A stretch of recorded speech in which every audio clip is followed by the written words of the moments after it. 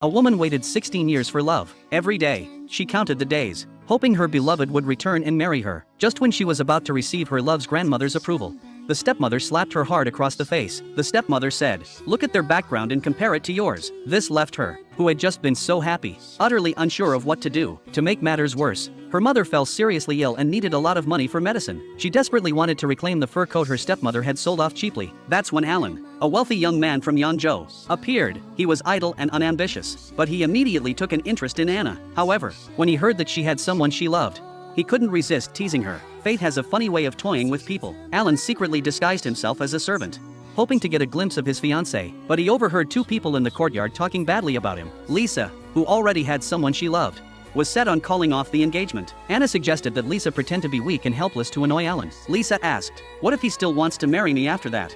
Unable to tolerate it, Alan jumped out and intervened. Before he could say a word, Anna beat him to it, accusing him of being a thief. Alan quickly ran away. His two friends weren't so lucky. They were beaten up and left with bruised faces. Of course, the three of them weren't about to let this go. They were determined to regain their dignity. Anna, worried her mother would be concerned about the marks on her face, went to a cosmetic shop to buy powder to cover up the wounds. Suddenly, Alan rushed in, bought every piece of makeup in the store, and publicly confessed his feelings for her, saying, "I'm not making things difficult for you. I like you." This embarrassed and angered Anna, who had always been a refined lady. Soon, word of this reached Alan's family. His parents, who had been worried about his marriage, rushed to Anna's house to propose, fearing that their son would later marry an unsuitable woman. The usually harsh stepmother, seeing the extravagant betrothal gift list, couldn't stop smiling, and so, due to a misunderstanding, they were inexplicably engaged. Anna woke up from her dream, only to be hurriedly told by her maid that the stepmother, desiring the hefty bride price, had promised her to Alan. But just moments ago, she had received approval from her love's grandmother and was waiting for him to return to marry the man she had waited for 16 years. Though Anna was well liked by her love's grandmother,